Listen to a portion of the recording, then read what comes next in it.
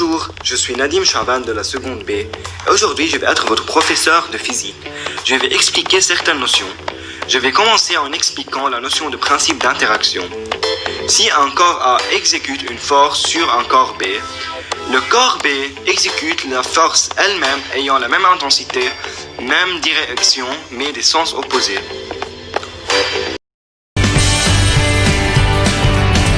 Aujourd'hui, c'est moi le prof et je vais vous présenter le principe des actions réciproques, le principe d'interaction. On passe à la dernière expérience. Un aimant et un morceau de fer sont placés dans deux bouchons en plastique qui leur permettent de flotter sur l'eau.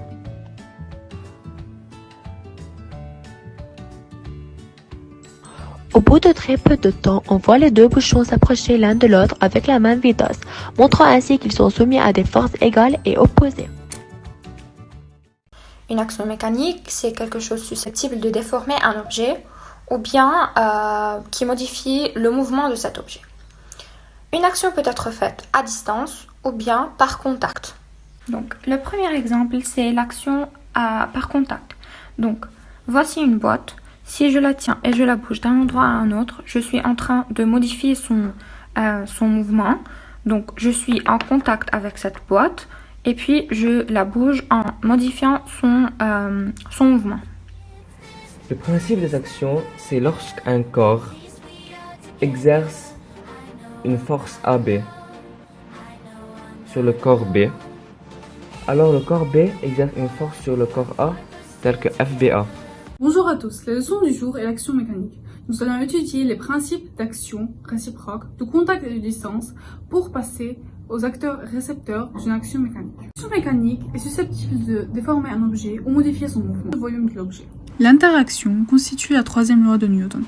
Tout corps A exerçant une force sur un corps B subit une force d'intensité égale, de même direction, mais de sens opposé. Une action mécanique se définit alors en trois choses. Mettre en mouvement un objet, modifier le mouvement d'un objet à sa vitesse et sa trajectoire, et déformer un objet. On appelle l'acteur l'objet qui exerce l'action et le receveur celui qui l'a subi.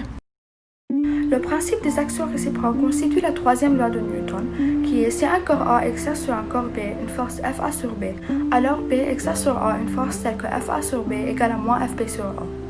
Prenons l'exemple d'un skateboard et un mur. Un skateboard est poussé horizontalement sur le mur et il se met en mouvement dans le sens opposé. On peut dire que le skateboard est le corps A exercé sur le mur qui est le corps B.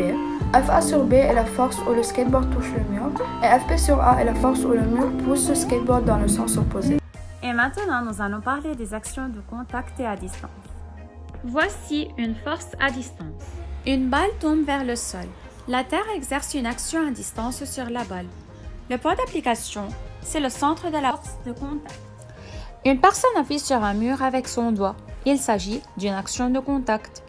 Le point d'application, c'est le point de contact A, c'est-à-dire le sommet du doigt. La direction horizontale, sens vers la droite. Et la norme, c'est inconnu. Ça dépend de la longueur. Donc, le doigt exerce une force F doigt-mur. Salut tout le monde, on se retrouve ici dans cette vidéo pour l'explication de la notion mécanique. Prenons cette pomme posée sur une table. Cette pomme exerce une action sur la table qui est modélisée par une force verticale vers le bas.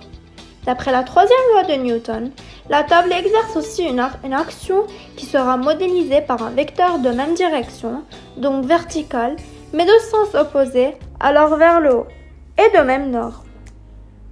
Sans cette force, cette pomme passerait bien sur au travers de la table, c'est ce qui la retient.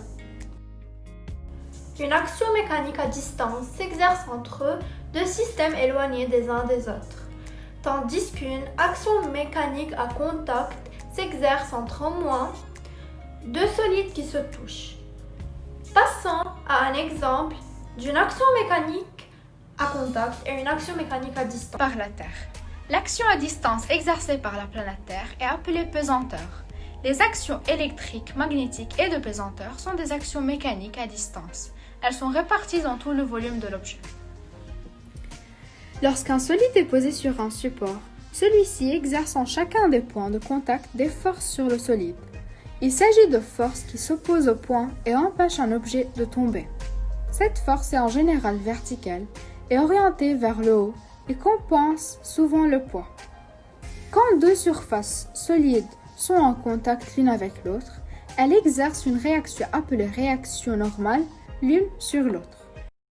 Bonjour, aujourd'hui on va réaliser des expériences qui mettent en valeur le chapitre de mécanique qu'on étudie et son importance dans notre vie quotidienne qui rencontre à chaque instant une action mécanique. Le principe d'interaction est basé sur cette propriété. Lorsqu'un corps A exerce sur un corps B une action mécanique caractérisée par une force FAB, le corps B exerce sur le corps A une action mécanique caractérisée par une force FBA, telle que FAB égale moins FBA.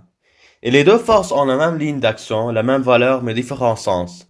En effet, cette expérience mise en place est le tir de la balle de foot, qui est une action mécanique de contact, dont le point d'origine est le point de contact de la balle et du pied. On voit un aimant qui attire une fourchette.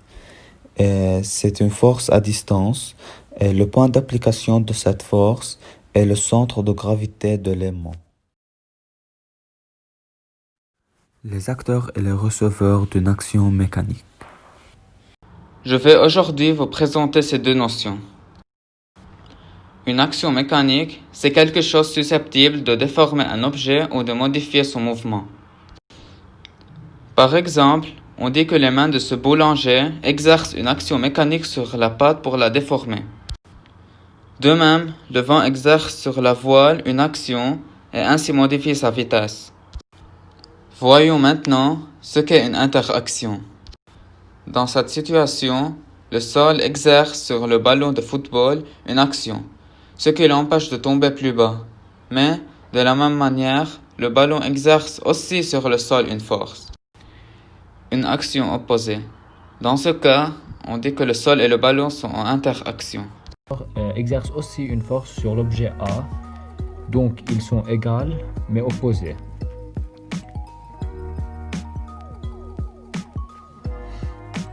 Par exemple, s'il y a un ballon sur le sol, le ballon exerce une force sur le sol, mais en même temps, le sol exerce une autre force sur le ballon. On dit qu'ils sont en interaction et donc ils exercent une force réciproque.